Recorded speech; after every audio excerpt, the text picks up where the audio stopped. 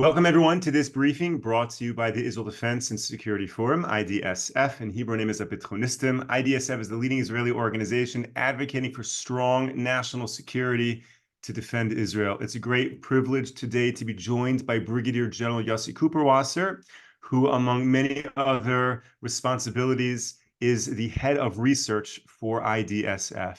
General, thank you so much for joining me today. Thank you for having me. Absolutely. So let's start off with the tough question. What is the likelihood that by the end of the month, we find ourselves in a full-scale war with Hezbollah? Well, it's hard to say exactly what is the likelihood, but I would say that the likelihood is becoming bigger and bigger as time goes by, because we are still in the same pattern of controlled escalation, but ongoing escalation in the northern border, along the northern border vis-a-vis Hezbollah. And it's very difficult in a situation that where you are experiencing an ongoing escalation to make sure that nothing runs out of control. You get closer and closer to situations where you lose control, and you end up with something that you didn't mean to happen, but it happens. And for example, what we saw in the last couple of days, especially yesterday, with the fires in the raging all over the northern part of Israel, it's something that Israelis cannot remain within the confines of the rules of the game along the border with Hezbollah. And the pressure on the government from the people living in the north and from everybody is growing in order to take harsher measures against Hezbollah. Now, Israel takes harsher measures against Hezbollah all the time in the context of this controlled and gradual escalation. But of course, when we end up with these results, there's the need to do more. And that's why we keep telling Hezbollah that, look, at one point we shall lose our temper and move into something bigger than what we have done so far. Not that we want to see an escalation, neither does Hezbollah, but we cannot afford seeing the north going on fire. Another reason why this likelihood is growing is that we are getting closer and closer to deciding the war in Gaza. And once we finish the major operations in Gaza, and we are very close to that, we are now having 6 brigades operating in the Rafah area, and we have more power, more forces operating in the northern part of Gaza and in the central of Gaza. So we are not yet there, but we are getting closer to finishing the major operations in Gaza. And once we do that, we might give more attention to what's going to happen in the north. Now, all of that is known to Hezbollah, and since they don't want us to take major operation against them, they might take this into account and try to put the fire a little bit down in order to avoid this consequence. And as we saw today, the deputy of Nasrallah said that they don't want to see escalation and so on and so forth. We have to remember that in this respect, they are not only afraid from us, of course they are, but they are also worried about what the people in Lebanon are going to say. But they are under a lot of pressure from the Lebanese themselves, who are afraid that they are going to be those who are going to pay the price.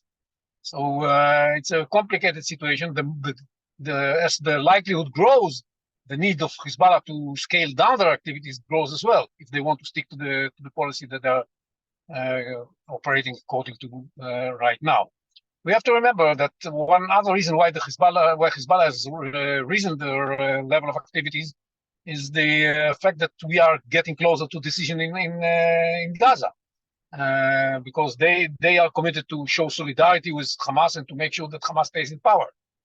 Now, Israel is decided not to allow Hamas to stay in power, and by taking care of the last 4 battalions of Hamas in Rafah, Israel makes it more difficult to Hamas to stay in power. So the stakes in Gaza become higher. Unfortunately, what blows winds in the sails of Hezbollah and of Hamas as well is the position taken by President Biden, that actually in his speech on Friday visits a situation where the war ends with Hamas staying in power. This is something that may convince Hezbollah and Hamas to operate harsher measures, to take harsher measures against Israel. Because, okay, if there's a chance for Hamas to stay in power, they are going to win the war. It's the time to charge Israel with heavier prices. So the situation is very complicated. In one word, to summarize everything I said, yes, the likelihood is greater, but it's not necessary that's going to happen. Now, if Israel were to preemptively escalate and attack Hezbollah due to the consistent attacks on Israel's northern border, would the U.S. stand behind Israel? Well, it depends on the conditions in which we have reached this decision. We shall definitely try to allow the Americans to go on with their efforts to reach a diplomatic solution to the problem. And as long as we do that, as we focus on Gaza, that's what we want to see happening in the north. As long as we do that, we gain more and more American commitment to support us if the efforts to reach a diplomatic solution fail, and there's no other alternative but to open a military operation in the north. The Americans really don't want to see that happening. Neither do us. But the fact of the matter is that, as I said, the likelihood is growing, and if the Americans are convinced that Israel has done whatever is necessary in order to promote a diplomatic solution, then I guess they are going to support us. It's not automatic. It's not an automatic situation.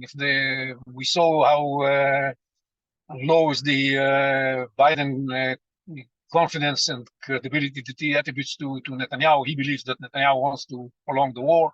I think this is nonsense. And I think Netanyahu wants to win the war. He doesn't want to prolong the war. He wants to win the war. And I think this is something that I wrote a paper about, that the problem with the Americans, they think that the people of Israel is not behind this idea of winning the war. They don't understand it's not a Netanyahu thing that he wants to win the war and the rest of the Israelis want to lose it. The Israelis want to win the war. The Israelis understand how important it is to win this war. And they are ready to sacrifice the utmost and the ultimate sacrifices in order to win the war. And, but the Americans, especially this administration, has this, I don't know where they got this view, that the Israelis don't really want to win the war. The Israelis are more interested in paying whatever price in order to bring the hostages home, and then they don't mind if they lose the war for that price. This is something that is, in my mind, characteristic of very small part of the Israeli public. There are some who are of that opinion, but most of the Israelis are convinced that we have to win this war. And this is some sort of a disagreement between us and the American administration that has to be sorted out. If we want to clarify to the Americans that we need their support for an operation in the north if there's no other alternative. So in the final stage of this war in Gaza, we saw many months pass with no real progress, and that seemed to be because we were kind of waiting for U.S. support. So is there a concern that once the war in Gaza comes to a close, rather than immediately turn to Hezbollah, we'll just be in this stalemate delay, waiting on U.S. support? Is that a real issue? That depends for a large extent on Hezbollah's reaction. If we win the war in Gaza, Hezbollah is going to be pretty worried about the possibility that they are going to be next in line. So they might be more forthcoming when it comes to reaching a diplomatic solution, diplomatic arrangement. That's what everybody hopes to see happening, and I think this is what we can expect. But Hezbollah can at the same time come to the conclusion that well, now that we lost the war in Gaza, we have to do something different in the north and show that the Iranian axis is still capable to fight Israel, and they may decide that they want to continue the war. I don't think this is highly probable, but it has a certain probability. And we have to be prepared for all eventualities, including this option. Now, at this stage, I'm sure that the Americans would like to make sure that there's no widening of the war to other arenas, and if the war in the Gaza comes to an end, everything comes to an end. I'm not sure that this is going to happen. Much will depend on how the war in Gaza is going to end. If it's going to end with a clear victory of Israel, it's one story. If it ends with something that is can be considered as a Hamas victory if Hamas stays in power and they get the release of the terrorists from Israeli jail in return for the return of the hostages, then Hezbollah may feel emboldened, and not only Hezbollah, Iran, with the entire array of porkies they have. All the tentacles of this octopus are going to be much more ready to put more pressure on Israel because they want Israel to disappear. They believe that if Israel is weak, then there is an opportunity to make Israel disappear this time. And that's something that is still to see how this war in Gaza is going to end before we can evaluate what's going to happen in the north. General, thank you so much for joining this briefing. Your background, of course, is military intelligence. You were the head of the research division of military intelligence. And the last time we spoke, you were unsure, if I can characterize this correctly, you were unsure if Israel, if the military had learned its lesson of October 7th in terms of the intelligence failure, in terms of moving forward. So I'm curious if anything has changed with your assessment. That is there this concern that the intelligence is just not where it needs to be in terms of assessing threats in Gaza or with Hezbollah or Iran? Well, I was not sure about it at the time. I don't remember what was the date of our last encounter, but I wasn't sure about that, and I had good reasons for that. Because, for example, when it came to the assessment of the Iranian reaction to the operation in Syria that led to the exchange of fire with Iran from Iran, the intelligence was not correct in its assessment for how the Iranians are going to react. And still, there are very many challenges that are very demanding for the intelligence. I'm still not sure if they took the necessary steps in order to be better able to contend with these challenges. But I must say that two things did happen. First of all, we just saw yesterday a new head of the research division coming into its taking responsibility, Phil Mizrahi, General Phil Mizrahi, and General Khaliva, the head of the military intelligence, has declared that he's going to resign. Actually, resigned. I'm still waiting for replacement, but he's still in office. But he said he's going to resign. This is a message that they realize that they made a mistake, and they realize that they need to be better. And that's the most important first step in improving yourself, is realizing that you made a mistake, realizing that you have to do something different in order to be better in the future. That's what needs to be done differently. It's a long list of changes that have to be inculcated in the minds of the intelligence people. They are still very good when it comes to providing targets and solving all kinds of secrets that need to be solved, to be able to give valuable information in real time for the troops and for the Air Force, for everybody else. This is still being done in a very efficient way. Dealing with mysteries, dealing with riddles that are not just that don't have a clear answer to, is still very demanding for them. And I think that they will have to, now with the new leadership of the research division, look very deeply into what was wrong in the way they handled the situation before October 7th and in other occasions, and realize that they need to do things different. The military is a very large institution here in Israel, and of course the intelligence community is vast. How long does it take to make changes across all of these systems? I mean, even if they got all the right people in place, is that something that can happen overnight, or we're talking about years before whatever failures occur would be corrected moving forward? There are things that can be corrected overnight. They should be corrected overnight. There are things that take weeks and months, and there are things that take years. All of these have to start now. So as time goes by, we should be better and better and better. I can tell you, as the head of the Institute of the Research of the Methodology of Intelligence, we have issued in our institute several papers before the war, calling on the intelligence to do things better and they listened, but they didn't do it. So there's also always some time between the understanding that you're doing something wrong and between the time that you find how to do it better and you implement it in a way that really makes your work better. It's taking time. Some of the things, look, for example, there's this rule that was not implemented on the night of the 6th of October, that if you have a doubt, you don't have a doubt. And you have to act as if there's no doubt. This is a well-known rule that was ignored on the night of the 6th and 7th of October, and you can implement it immediately. That's one thing that they can do better. Another thing that they can do right away is to have an open ear to other opinions. If there is somebody who has a different opinion, listen carefully. Don't tell him, don't bother me anymore. That's something that can be done overnight. How you practice all kinds of standard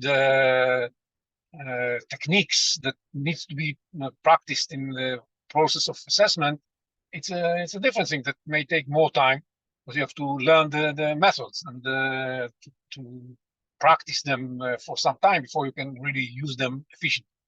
So it's a variety of issues.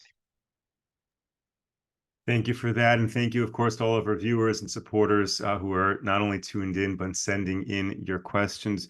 General, many have noted that October 7th and April 14th were two defining moments in this war, and they were very different types of attacks, Iran's strategy versus that of Hamas. So we go back to Hezbollah, looking at Lebanon. If there was an escalation, which type of attack are we more concerned about? Infiltrations like on October 7th, or just a barrage of missiles and drones by Hezbollah, potentially like an April 14th style attack? Well, first of all, the difference between October 7th and April 14th is that on October 7th, we had a basic surprise. We didn't envisage and didn't expect anything like that to happen. And we were totally shocked. On April 14th, we didn't expect that to happen, but we knew that something like that can happen. It was in the context of a war, and everybody knew that we should expect some sort of Iranian retaliation or something like that is possible. We didn't think that's going to happen, but we knew it might happen. So this was a situational surprise and not a basic surprise. It was not a shock, it was a surprise. In this context, what we can expect from Hezbollah is a situational surprise. We know that they can do either grounding operation to infiltrate into Israel. They have the capability to do that, or they may attempt to try and do it. And they, of course, have the capability to launch many rockets and improve the rockets towards Israel. They have a huge inventory of these rockets. So both things can happen, and we don't have. It's not either or. It can be both or nothing, or either or, each one of them.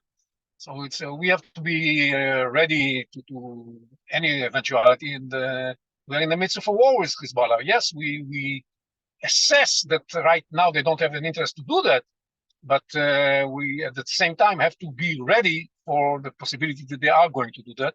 And this is the trickery way of fighting this kind of war. They have definitely built the capabilities to do both with the view of doing them. They don't prepare their capabilities in order not to use them. Definitely want to be ready to use them, and we have to be ready to foil both. It's not easy. We know that some of the operations might be successful. No line of defense is 100% foolproof. So we realize that if they try to do either of the ways of action or anything beyond that, they might be successful from time to time. And but we shall not be surprised in a shocking way. We should be only surprised to the fact that they did it while we didn't expect it. It's something, although we knew that it might happen. It's a totally different kind of surprise. Absolutely. Absolutely. Okay, let's go back to talking about Gaza for a moment.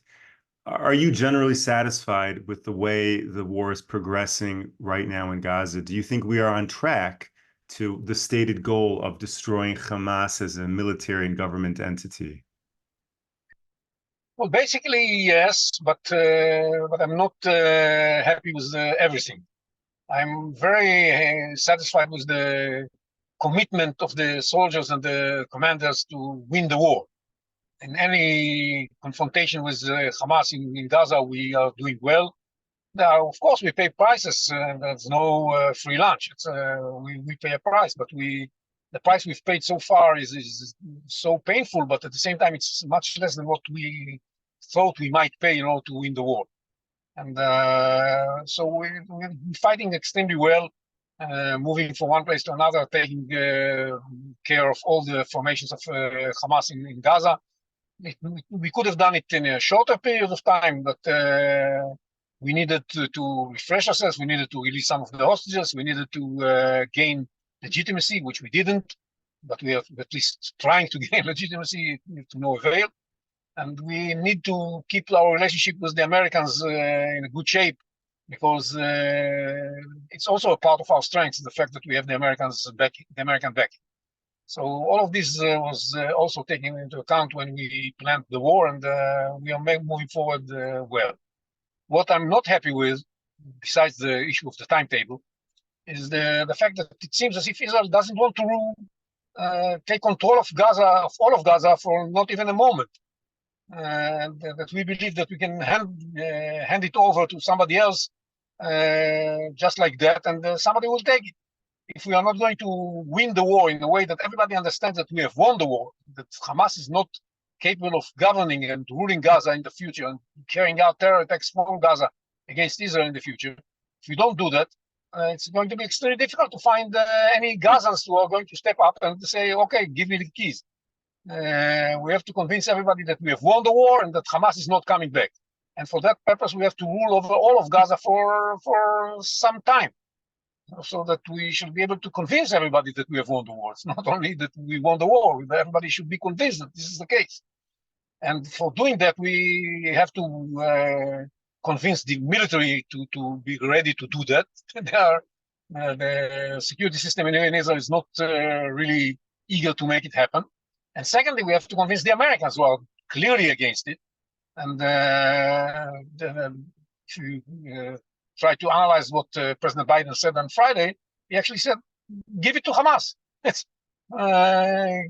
Leave the keys with Hamas. Yes, in the future, we don't want Hamas to rule Gaza, but for the time being, leave the keys with Hamas. This is a big mistake. And if this is the position of the United States administration, it's going to be very difficult to convince the Gazans that Israel has won the war and that Hamas is not there anymore. And this is the main disagreement, I think, between Israel and the Americans following the President Biden's speech on Friday. We insist that in the end of this operation, Hamas is not going to be in Gaza as a governing body or as a military system.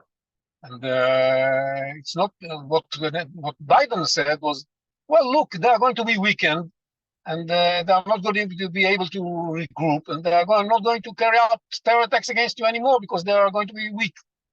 I don't believe any Israeli believes that, regardless of what they think of what needs to be the next step.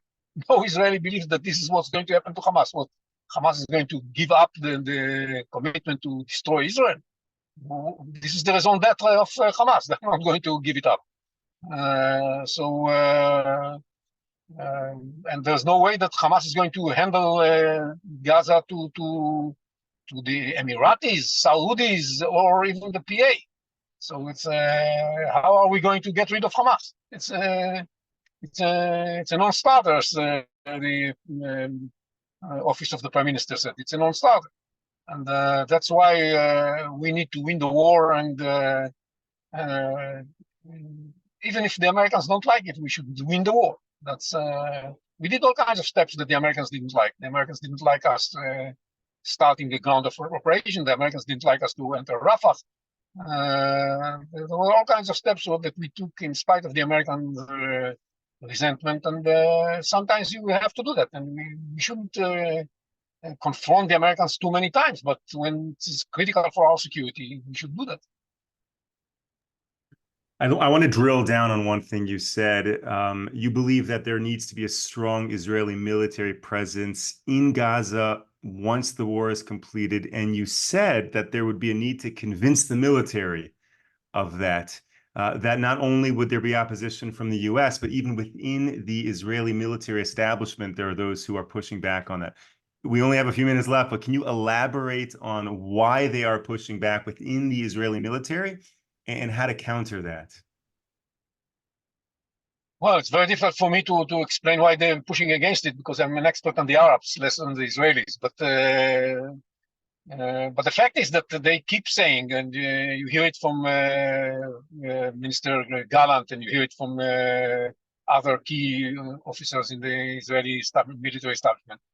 The last thing on earth they want to see happening is Israeli civil administration. I'm not in favor of civil administration, Israeli civil administration, but I'm saying it might happen that we shall not have an alternative to Israeli military or civil administration in Gaza.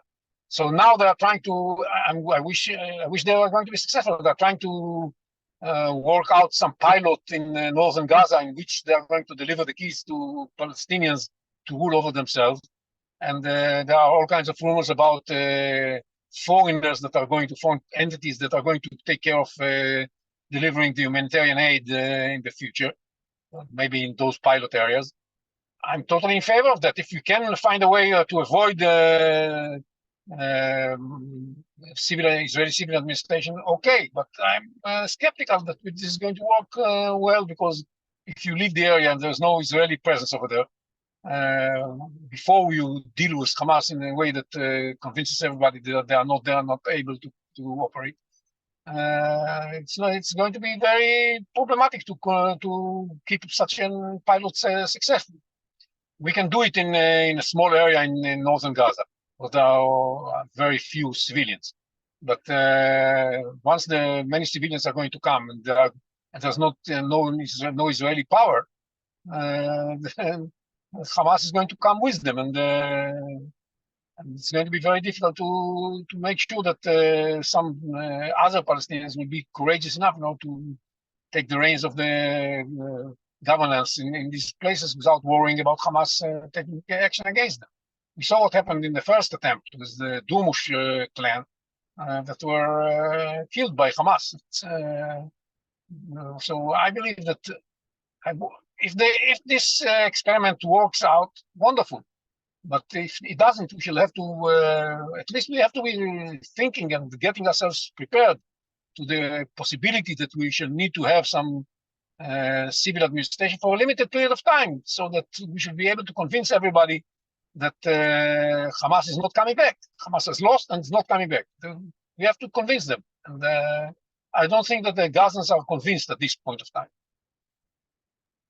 Brigadier General Yossi Kuperwasser, thank you so much for joining this briefing. Thank you to all of our viewers and supporters for tuning in. Tomorrow, there will be no briefing. Here in Israel, tomorrow is Jerusalem Day, Yom Yerushalayim. It's the day that we commemorate the victory in 1967 in the reunification of Jerusalem. So if you're in Israel, hopefully you'll go to Jerusalem to celebrate. And we will be back with you on Thursday, 10 a.m. Eastern Time, 5 p.m. here in Israel. Until then, stay safe, stay strong. Take care, everyone.